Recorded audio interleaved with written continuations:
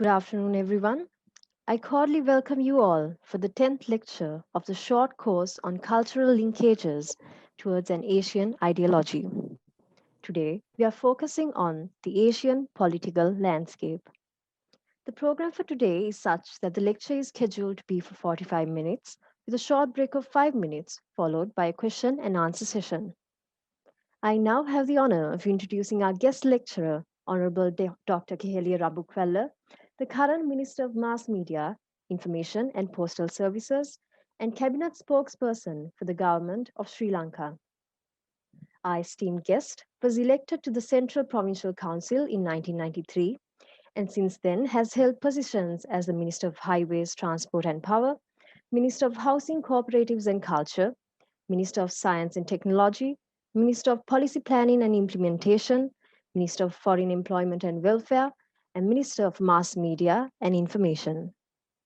The Honorable Minister has also held posts as the leader of the opposition at the Central Provincial Council, Cabinet spokesperson for the government, spokesperson for President Gotabaya Rajapaksa's victorious campaign, defense spokesperson of the government, and was responsible for establishing the Center for National Security and headed it till the end of the 30-year civil war in 2009.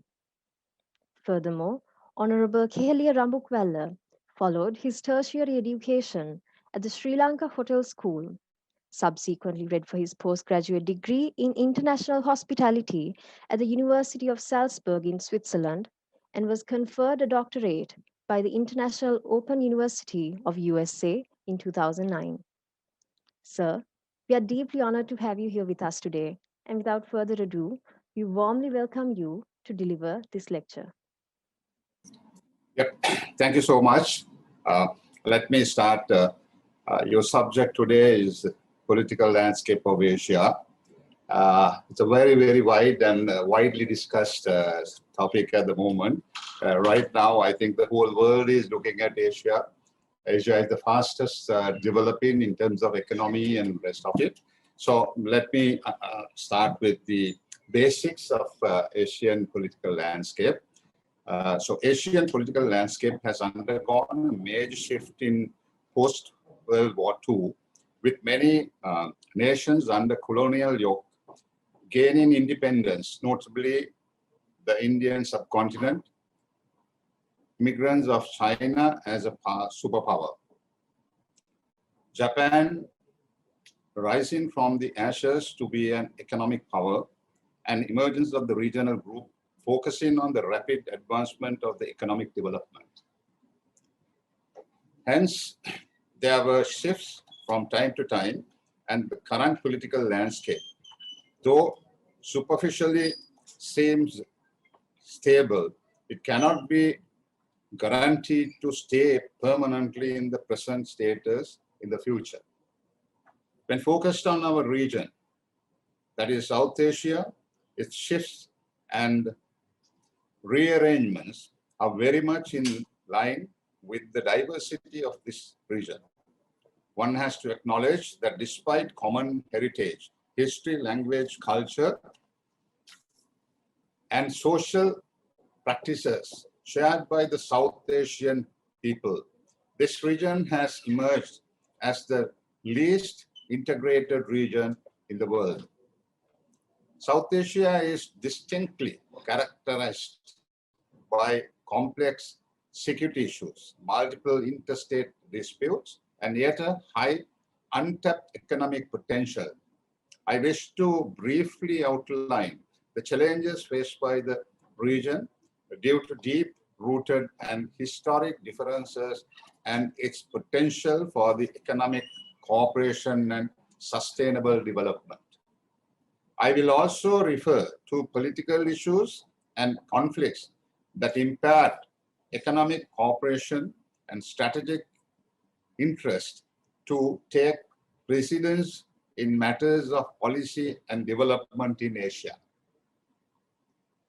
As an introduction, at the outset, one has to acknowledge that the sovereign nations alone cannot maintain or shift the political landscape in the region or a continent. The current shifts in political landscape of Asia are mainly due to political strategies of big powers, Asia and global. Currently, a distinct shift is taking place in Asian political landscape due to several reasons. They would have a significant influence on the existing security arrangements in Asia. These factors include China's Belt and Road Initiative, known as BRI, led by President Xi Jinping, US abandonment of the Trans-Pacific Partnership, called it TPP, and the new alliance between India and US. In addition to the new alliance between India, United States, Japan, and Australia, known as the Quadrilateral Security Dialogue, known as QSD, also known as the Quad. There is another emerging new regional grouping for economic cooperation, Regional Comprehensive Economic Partnership, RCEP. All these moves will have an impact on the political landscape of Asia. A sensitive US document recently declassified by the outgoing Trump administration gave objectives and strategies with regard to China, North Korea, India, and other countries in the Indo-Pacific region, maintaining US strategy maintaining US strategic primacy in the region and promoting a liberal economic order while stopping China from establishing liberal spheres of influence is the US first national security challenge as per the document. The other two challenges are ensuring that the North Korea does not threaten the US and advancing US economic leadership globally while pushing fair and reciprocal trade. With regard to India, one of the desired end states of the US strategy is for US to be India's preferred partner on the security issues and for the two countries to cooperate to preserve maritime security and counter Chinese influence. In South Asia, Southeast Asia, and the other regions of mutual concerns. During the visit of the US Secretary of State Mike Pompeo and the US Defense Secretary Mark Esper last November, India and US signed the Basic Exchange of Cooperation Agreement, known as the BECA for intelligence. The foreign policy dealing with these countries. In the backdrop, I would like to reiterate the essence of Sri Lanka's foreign policy, which is absolute neutrality, and our relationship with one country is absolutely independent of ties with other countries. India is Sri Lanka's immediate neighbor, and bilateral ties with the regional power go back to ancient times. China is Sri Lanka's top economic partner, and the cooperation with that country is essential for our development. Here, I would like to underline our position that Sri Lanka maintains absolute neutrality when it comes to security blocs. However, it is willing to join regional grouping for economic cooperation, balancing Sri Lanka's India-China interest while seeking engagement with the wider spectrum of economic cooperation. Economic opportunities in the Asia may not be easy, but that is our ardent wish, and it's a challenge. President Gotabaya Rajapaksa said in his policy statement, vistas of prosperity and splendor, that given the fact that economic power is now shifting towards Asia, our focus will be on developing strong bonds and reciprocal commercial ties and trade relationships with our Asian neighbors. We must work closely with India, other SAARC and BIMSTEC nations, China, US, EU, Japan, Canada, South Africa, Australia, Russia, and Britain, he added. To put this policy into further practice, there are many options available. With a functioning bilateral free trade agreements on goods with India already in place, Sri Lanka plans to conclude a similar FTA with China. Due to the slow progress in the SAARC, some member countries started to look for alternative regional institutions for speedy economic integration and cooperation. India started to concentrate on Pakistan minus South Asia partnership as well as outside regions. They include BIMSTEC, ERA, and recent Scott security partnership with United States.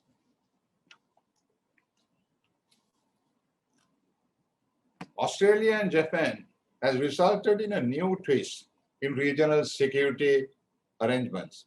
Japan, Australia, and India, along with the US, from quadrilateral security dialogue, or an informal strategic forum, concentrates on security concerns in Indo-Pacific region.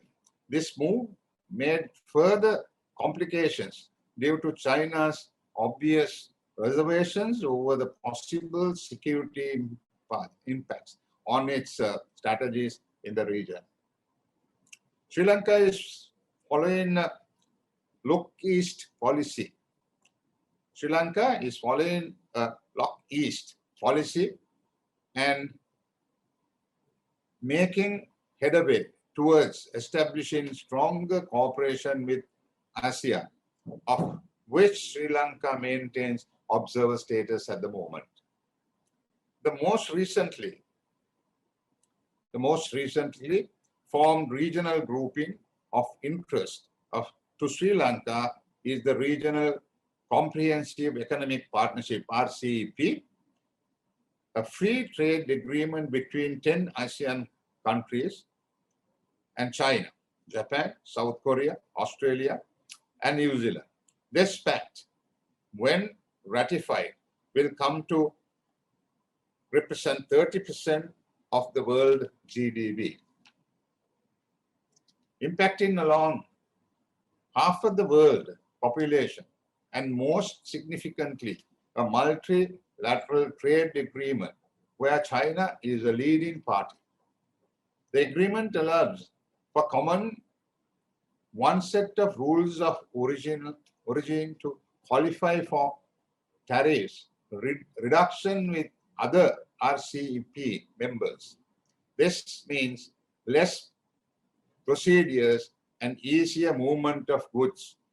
That should encourage multinational firms to invest more in the region, including building supply chains and distribution hubs.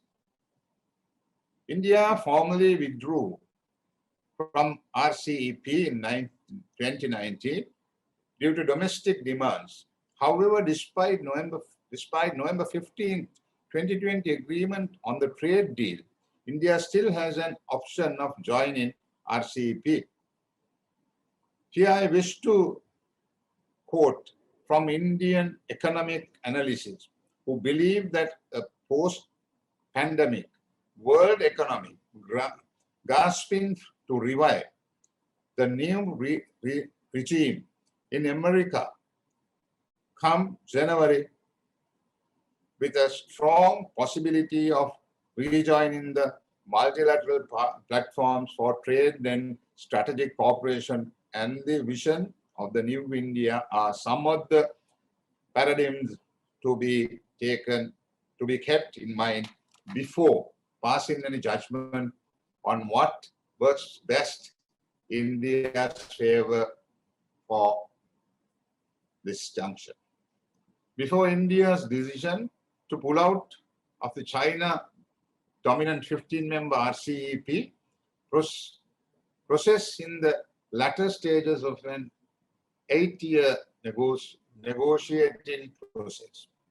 Sri Lanka's own ambition to tie up with RCEP seemed fairly straightforward, accounting for approximately 10% of the country's exports and 30% of its imports. RCEP comprises the 10 members ASEAN countries, along with China, Japan, South Korea, Australia, and New Zealand, qualifies on economic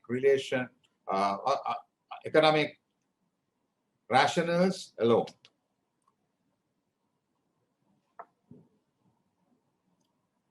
Dr. Dushni Veerakon, Executive Director of Institute of Policy Studies, known as IPS, is one of the viewpoints that the RCEP, which is the world's largest regional trade bloc on Sri Lanka's doorstep, raises fresh questions about how the country will navigate its most recent Asia-centric repositioning.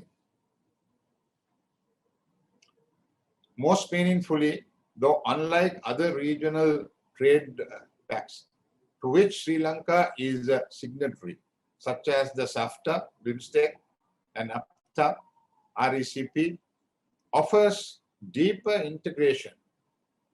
She pointed out and added that it is much more comprehensive in its coverage of import tariff cuts, with tariff reductions on about 80 to 90 of current tariff lines, a bit with exceptions for politically sensitive agricultural sector.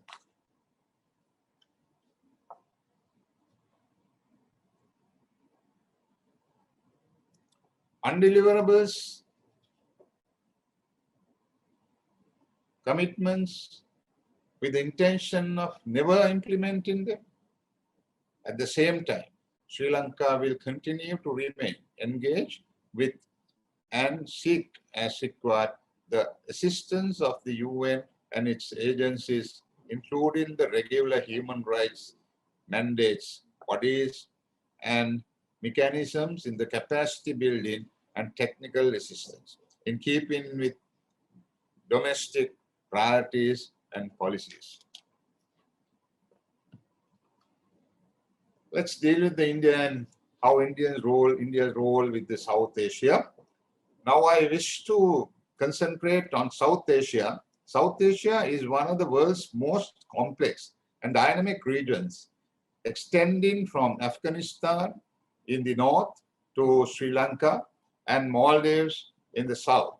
It is home to distinctive political undercurrents, enduring military conflicts, ethnic discords, religious disharmony, and rapidly changing societies. At the same time, South Asia is the realm of one of the oldest civilizations in the world, where people from all races and religions have coexisted for a long period of time. Hence, understanding this region demands a combination of factual knowledge as well as strong analytical and imperative abilities. The complexities and the contradictions of South Asia should be considered in the backdrop of currently key political issues. The importance of India, the regional power in South Asia, cannot be underestimated when discussing the political landscape of this region.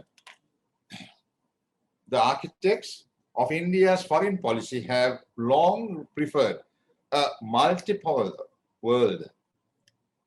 They believe that India can play a prominent role on the global stage only when it is not dominated by one or two superpowers that led New Delhi to champion the non-aligned movement during the Cold War. Sri Lanka followed the policy of non-alignment in its foreign relations, although there were some tendencies to veer away from that policy for short durations due to change perspective of some governments of Sri Lanka. The tilt, if any, was very limited, and soon it was rectified by adhering to the non-aligned policy or by uh, accelerating neutrality in global power policy.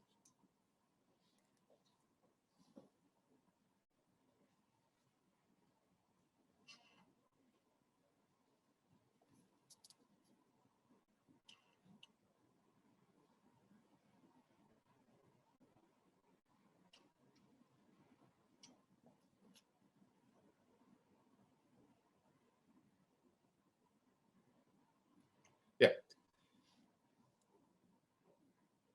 Yeah. This policy led to basic Indian foreign policy framework of a sustained ability, gradual and tentative at each step, integration into US-led order as well as, of course, a transformation in bilateral relations with the US and its key allies.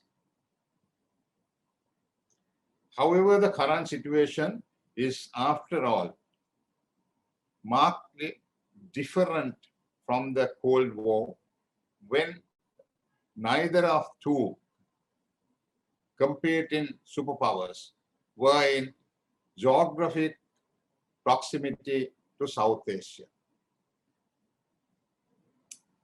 The current situation is much more complicated, as China is not only a neighbor of India, it is also a regional revival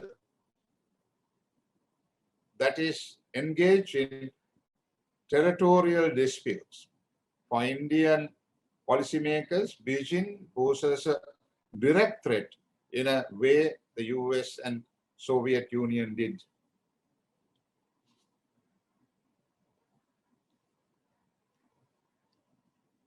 Although the British colonial rulers governed the Indian subcontinent as a single entity initially, they found that it would be convenient to govern some countries in the subcontinent as separate entities due to their unequalness. Hence, Sri Lanka, Burma, and Afghanistan were governed separately. Then the main subcontinent too was divided as India, West Pakistan, East Pakistan at this time of independence, and East Pakistan is known as Bangladesh, became the free nation in 1971. Some geopolitical analysts, such as Robert Kepler, feel that the current landscape of South Asia may not be history's last word in political geography.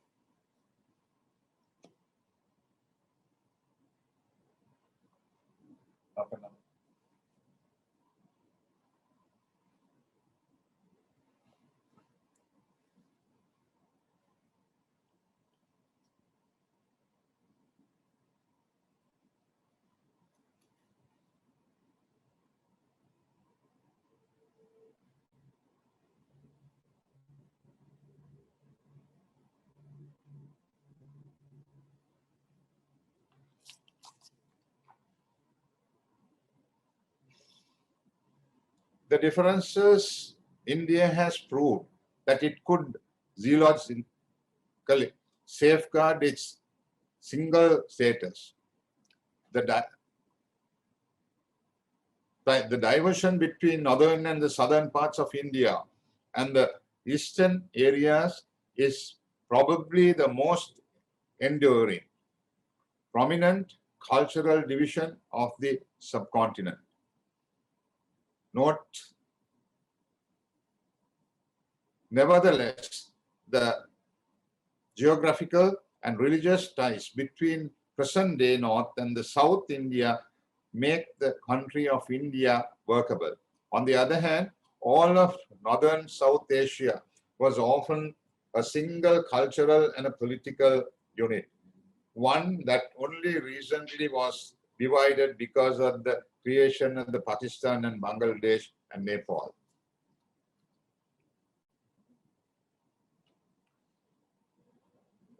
The South Asian cooperation has to be dealt. The biggest challenge to increasing integration in South Asia is the power asymmetry in the region. It would be relevant to refer to the power centrist view on the in the regionalism here. Increased regional integration is often a response to the powerful state from the outside the region if the action of the external powerful state are perceived as a threat. South Asia is distinctly characterized by complex security issues, multiple interstate disputes, and yet a high untapped economic potential. It is unfortunate that the challenges faced by the region are based deep-rooted and historic differences. Consequently, political issues and conflicts have not allowed economic and strategic interests to take precedence in the matters of policy and development. The lack of SAARC cooperation can be gauged from the fact that the regional trade in South Asia is dismally low at a 4% as compared with the regional trade of the European Union at 67%. The North American Free Trade Agreement, NAFTA, at 62%. The Association of Southeast Asia, NASTA, Asian at 26%. The Common Market for Eastern and Southern Africa at 22%. Gulf Cooperation Council at 8%. Latin America and Caribbean at 22%. Regional trade among the 7 SAARC countries is little more than US $5 billion, out of which India shares 76%, which is 3.8 billion US.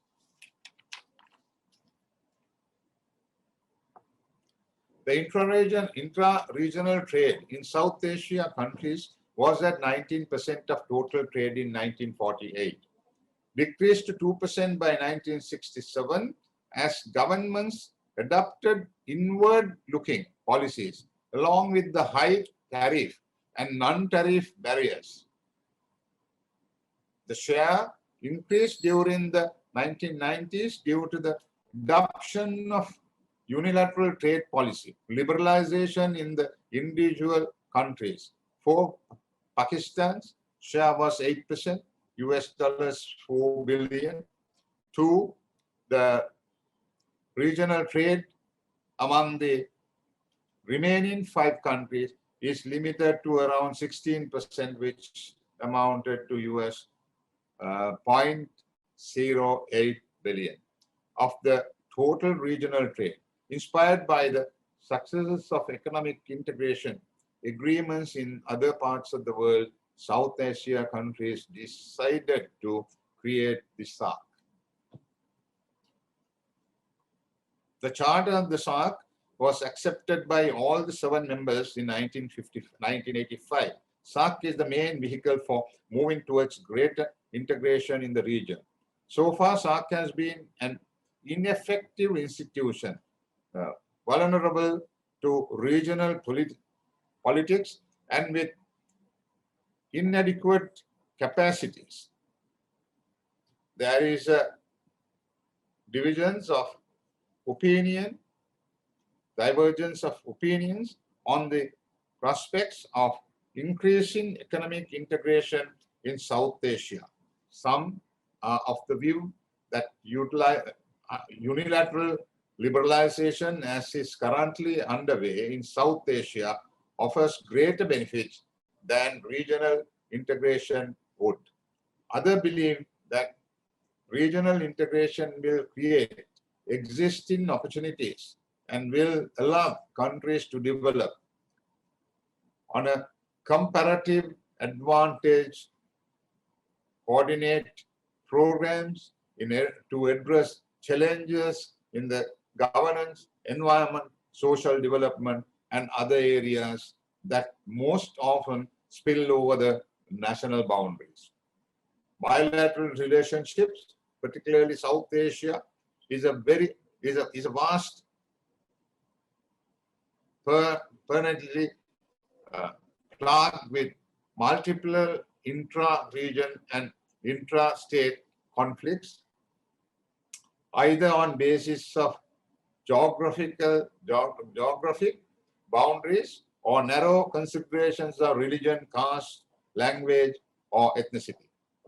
These conflicts have since the decades been at the forefront of political and public life in South Asian countries, causing economic development to almost always be a subservient objective.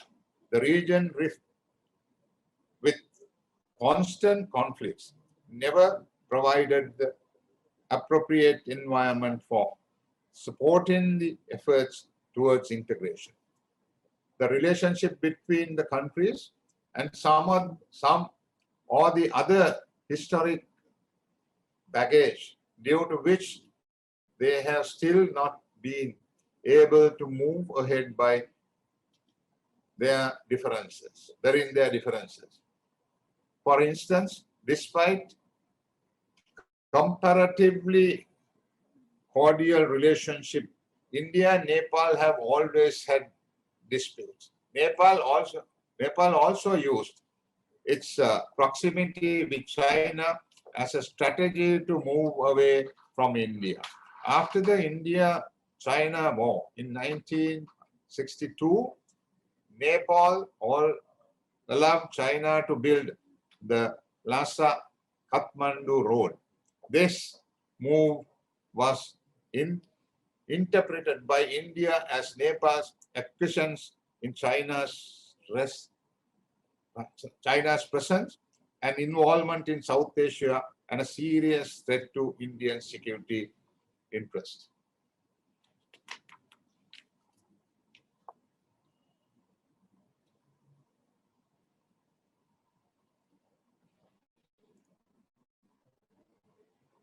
There is an increasing interest and activity in Sri Lanka, which provides a number of advantages to investors compared to other countries in South Asia.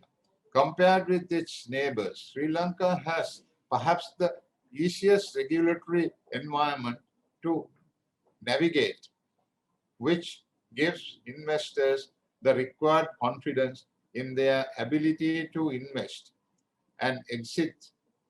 Another key features of the market is the growing maturity of the entrepreneurs, primarily in terms of the diaspora returnees who tend to be active and the domestic business community that has grown business over a long time.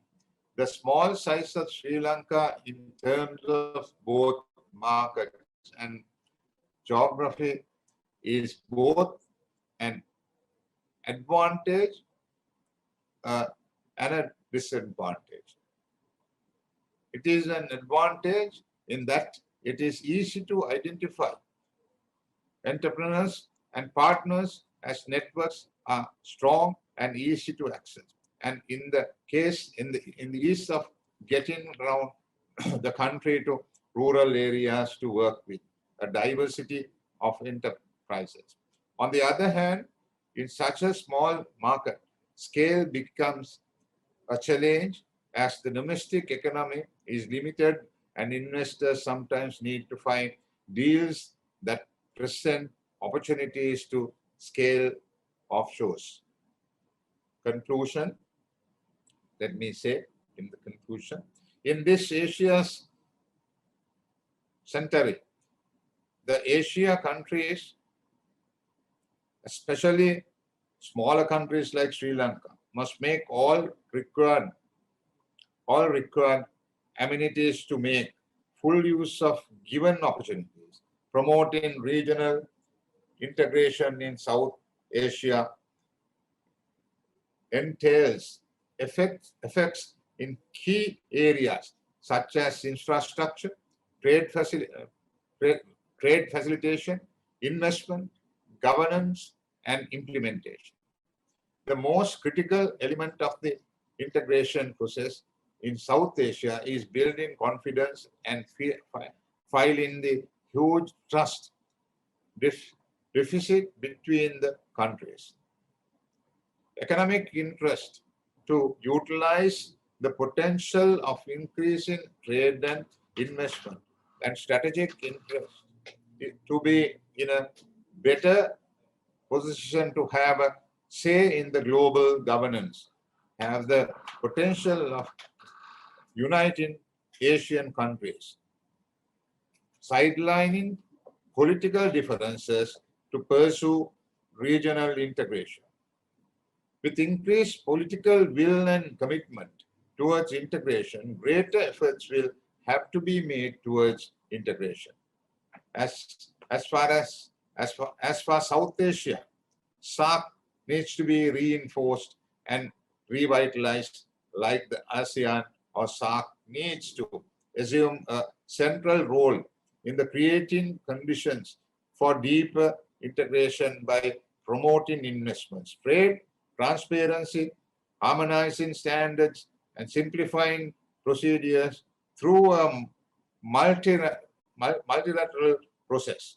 Additionally, measures of soft diplomacy should be adequately utilized to mold public opinion, bring South Asians closer, and create an understanding of the value of increasing regional integration and cooperation. Agreements such as the SAFTA need to be made more meaningful with appropriate emphasis on non-traffic barriers and strict timelines for tariff reduction.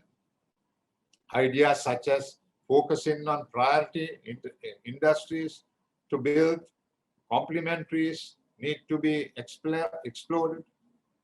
The changing dynamics in the region and the world economic order make this an opportunity time for South Asian countries to change their approaches and strategies towards each other. Thank you so much. Sir, thank you very much.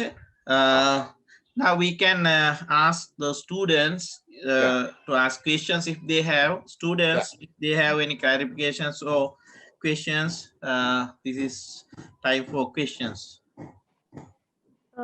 Sir, I have a question. Yes. Is it necessary to align with either of the superpowers, such as India, China, or the USA, when Sri Lanka can encourage businesses from all countries? Well, Sri Lankan foreign policy remains non-aligned. We have all friends and no enemies policy. While saying that, and some time back, His Excellency J.R. Jayawardena said that being an island nation, we need to be aligned with somebody for us to prosper. That's another thought, sort of point of view. But the fact of the matter, as you know, we maintain very much the non-aligned policy. While we maintain the non-aligned policy, we also have our strong relationship due to various factors. Say, for instance, I'll give you an example. Say, for instance, now Hambantota port, when we were to build the port, we had no money. We couldn't find $1.5 billion. First offer of refusal was given to India, being our giant neighbor. And for years, for centuries, cultural ties, various. That does not mean that we are totally aligned with them. It is somewhat like a trade balance. So first offer was made, where they did not take it, where they had certain concerns of their own. And then we had to turn to China. So obviously, now you look at the different dynamics of it. India is perhaps I would use that, perhaps is threatened by China. But we, as a non-aligned nation, we are looking at the trade development and industrial development and basically to have a better GDP. So we turn towards first neighbor, failed, then we look at China. So we have not had, if you look at our exports, major exports are to USA, right? From our total exports, I think about 26%, 27% moves to USA. So we cannot, as an island nation, and with a small GDP, we cannot say that we are aligned to that. And we need to make that neutrality very strongly, while saying that we also need to have assistance and support from all superpowers and not being aligned and hang on to one. And you are right, quite right. We must have the courage and we must have the wisdom that we can stand strong. I agree with you. Thank you, sir. Students, any other questions or any clarifications? What are the problems Sri Lanka had faced because of the Asian political landscape? Well, they are very multiple. So you cannot have one particular thing. Asian landscape, political landscape, we have political compulsions from few areas. Say, for instance, if you look at India, India's, say, the North Indian, South Indian, right? We have ties with them. And we have certain connections. So when it comes to elections, when we come to geopolitical situations, we have certain pressures coming from there. Then look at say some countries are far away from us, leave alone the Asian region. There are certain countries like, I would like to mention maybe Canada. You have 272,000 Sri Lankans living in Canada. They are citizens. They have the vote right. There is one Anand Sangari, former parliamentarian. His son is a member of parliament there. So there are political compulsions. So you have pressures for various reasons and variety of reasons. But Asian landscape is, when we look at the Asian landscape, we have few issues like, China is on one side, Japan is on one side. They're all helping us, assisting us. India has a problem. India has an issue, or they ought to, they do believe that there are certain threats from superpower, China. So we need to balance all that. As far as Sri Lanka is concerned, we have been managing this region fairly well.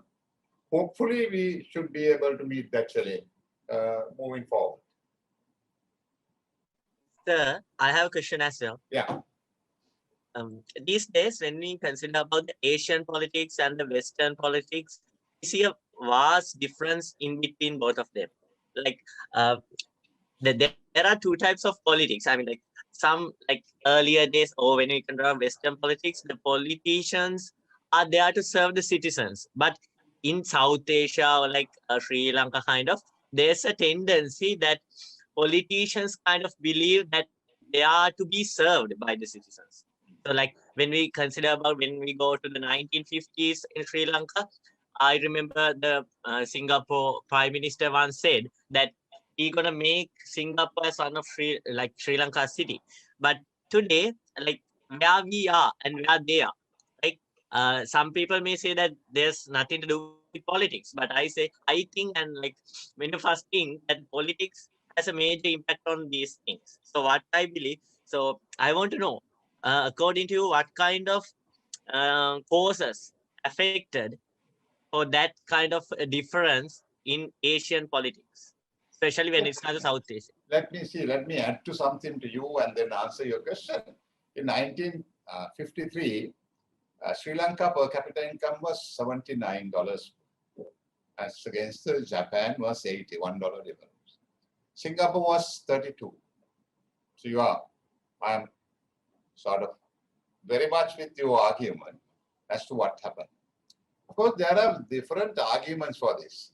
Say late 50s, I think up to 77, Sri Lankan politics and the Sri Lankan politicians had a reputation, and they lived up to that reputation, and they had their priorities well focused. So we were able to manage affairs. If you look at our debt ratios and TPD, GDP, and all that, we had a very, very much focused political convictions, right? There was a commitment by the politician. I totally agree with you. After 77, with free market and market forces economy, I think the changes took place. And these changes, there are countries where the changes have gone for better. But unfortunately, Sri Lanka is not. Second thing is that we cannot forget the fact that within the 72 years, we have had a 30 years conflict of total destruction. Right? That is also one could contribute, saying wrong decisions at wrong time and, so on and so forth. But it happened. It's a fact. What is the destruction, the kind of Sri Lanka became basically in 83, as you know, with the Black July. The whole world looked us as barbarians. And the entire world opened doors for one ethnic group. Right? So there I think we started the slide. And that slide is continuing, and I won't get behind the fact that the politicians, some of the politicians are mainly has to be responsible for part of this, not all, part of this. And also, we say in 71 we had the insurrection. In 88, 89 there was insurrection. Just imagine this country minus these three insurrections or the terrorism issue. Just imagine this country where we could be, even with the kind of ambitious politicians. Right? Thousands and millions of dollars were thrown out, and this is such a small economy. Right? We have such a small economy, a small GDP. Having that, getting into a conflict of an international level, or even beyond that, because some of the international so-called the leaders advise us from time to time that we cannot win this war. Why don't you have some bilateral discussions and sort it out? So that's where it says it's a very widely, you need widely address the issue. As you know, Lee Kuan Yew visited Sri Lanka, and that time his dream was to turn Singapore to a Sri Lanka. But for there, I would say there was an element of dictatorial management there that you can't get behind that factor. But with that element of dictatorial administration, he was able to turn that little country to a paradise. Of course, now there is another turn. There's no too much of modernist, and then people love, the kind of the university there is one of the top universities, but highest rate of suicidal, there are various other side effects. Leave that alone. But answer your question is yes, partly no. Partly mismanagement of affairs here resulted in the 30-year war, and mismanagement of affairs, one might put it that way. 71 insurrection and 88 insurrection. So all of them put together, they have had a bad period. So yes, sir, I want to add something more. Like under this political governance, Sorry.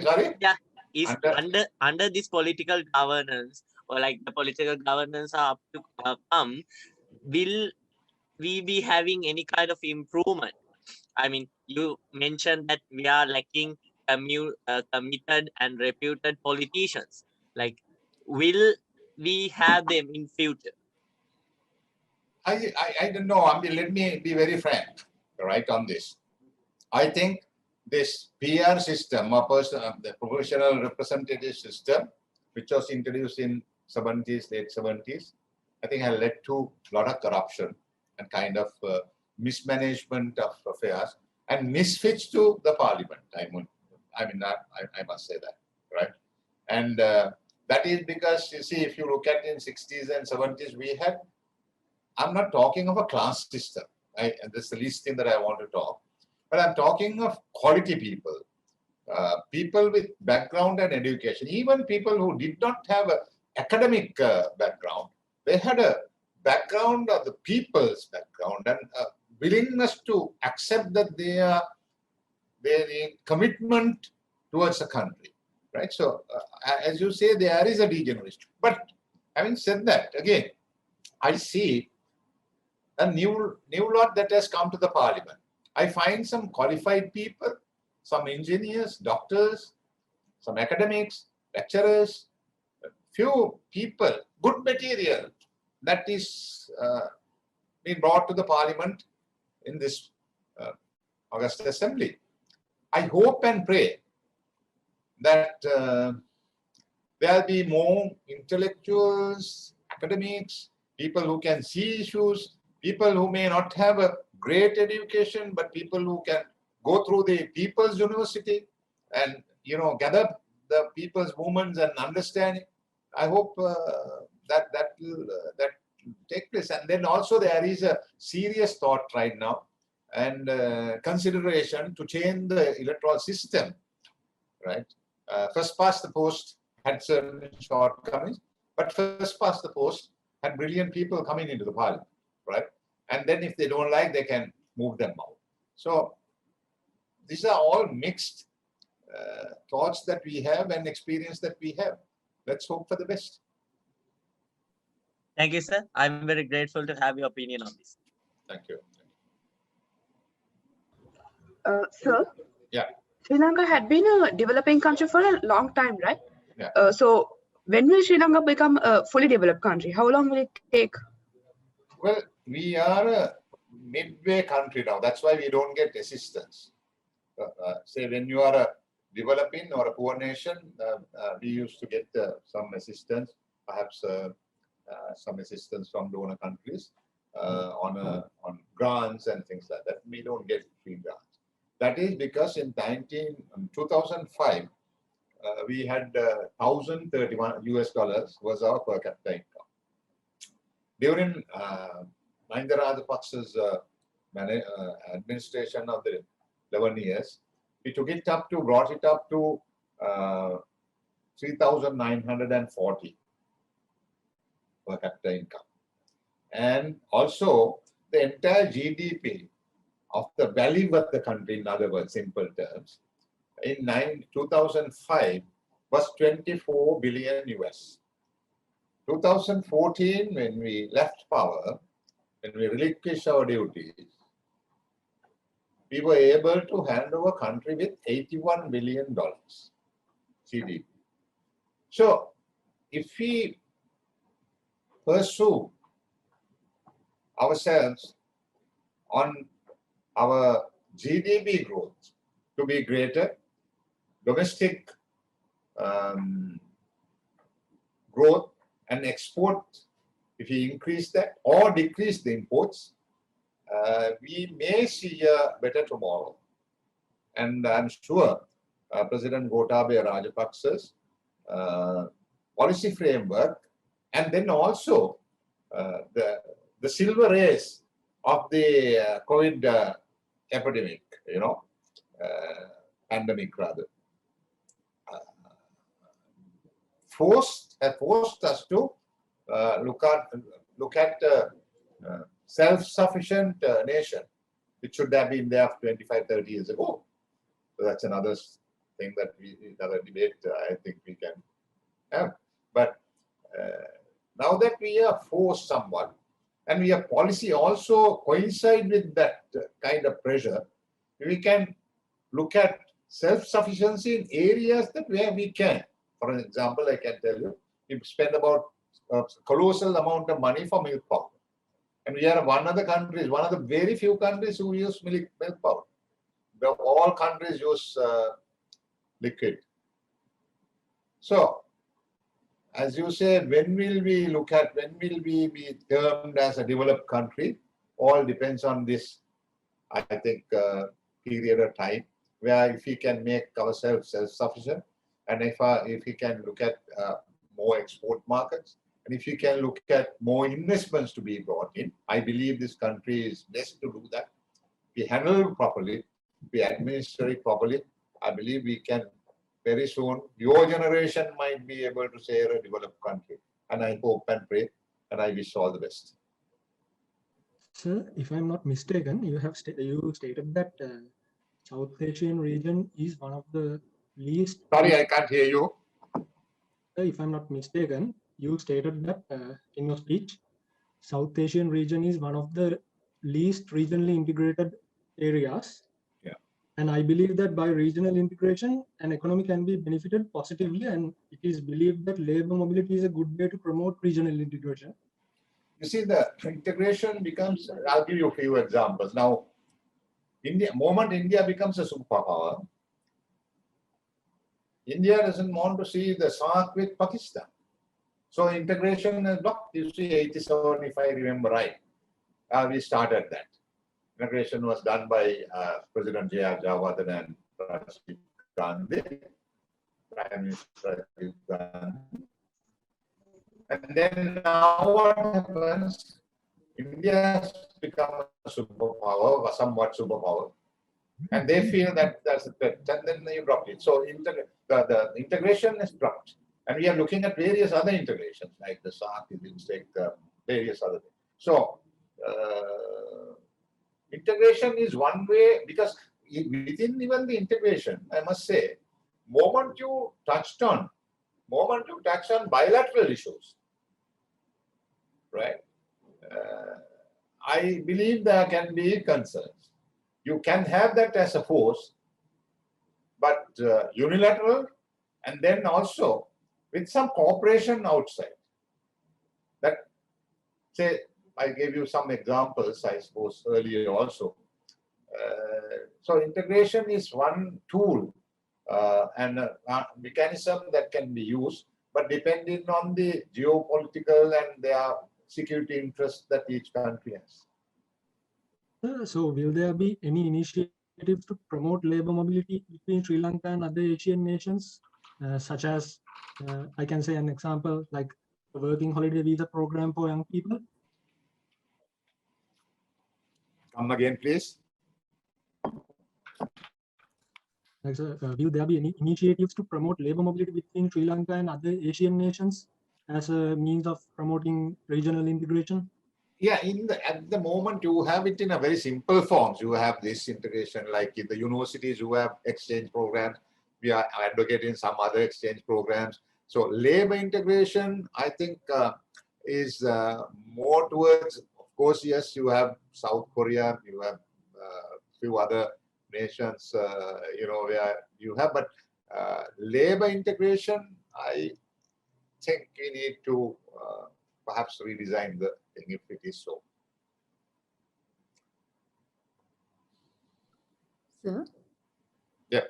Do you think that at present there is enough trust or motivation among the SAARC countries to actually revitalize and improve integration among the South Asian region, like you mentioned, sir? Yes. But I've also mentioned the personal interest India is working on, and how India is looking at integration minus Pakistan. I'm sure you would have studied that. So that's now, I think if you look at the rest of the SAARC countries, none of them are forcefully enough or powerfully enough to put your foot down and tell India and Pakistan to, settle their quarrels between them and then let us join. So we are doing that. Hopefully, let's see what the outcome is. As you know, I'm sure you are studying these cases. So integration is a good thing. Integration is a total group development and exchange in our views and resources, beneficial to all. But you have these geopolitical security issues, perhaps barring them from being together. Thank you, sir. Excuse me, sir. Yeah.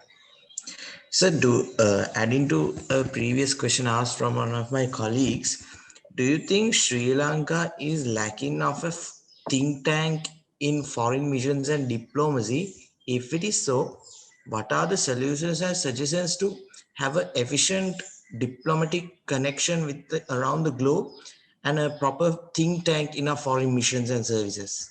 I tend to partially agree with you. Foreign missions, you see the tendency of the foreign missions to be a golfer and then meet at the club and kind of thing. Today, in fact, yesterday at the cabinet, we decided that we will have more sort of focused diplomacy. Yeah, now we're looking at trade diplomacy, economic diplomacy, right? Years ago, diplomacy was completely a different thing altogether. I'm sure you're quite right. There's a lot of room for other areas to be integrated, like the trade. Say, for instance, I spoke about this in the morning. Say, for instance, gem and jewelry trade. You know, where Japan, USA, we need to have our agents, or in other words, it's a marketing diplomacy. You know, that through that, you can have the marketing diplomacy. Therefore, you meet people. Diplomacy is all about how you meet with people, win the hearts and minds of people, country to country relationship. You know, few things. It is not only the traditional diplomacy that we are talking of. You know, high flown thing. You know, you meet at a club and meet at an evening. You know, have meeting with a minister, and that's part of it. But there is people to people connection. You know. So you are right. I agree with you. We have 57 or 58 missions. And some other, the old trend is that they are for different class. Like, you know, when you are a diplomat, you are at a different level. Perhaps you meet your counterpart at a golf, you know, wherever the club, or, you know. But from there, you need a shift. Immediate shift is necessary. And I don't want to go into details, but I'm sure I agree with you, and I believe I believe I know what you're trying to say, and I think that pandemic sort of movement must be there, and that pattern of traditional diplomacy has to change, and that can bring a lot of resistance. You see. In other words, in the modern world, people say it is not what you know, it is whom you know that matters. And that is diplomacy plus few other things. Thank you, sir, for your response.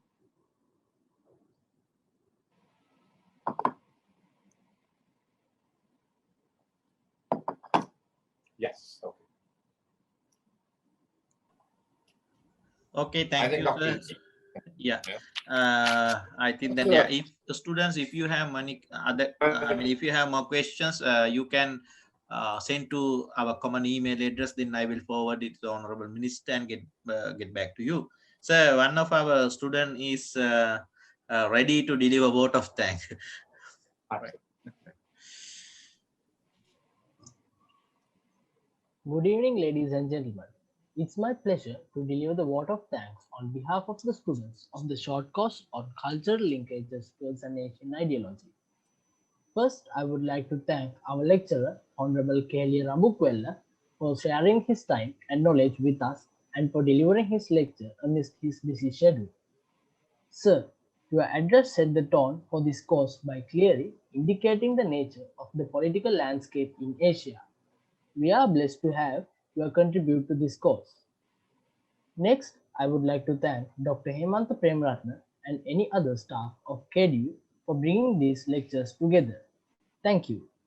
Last but not least, I thank all the participants from our university for joining us today.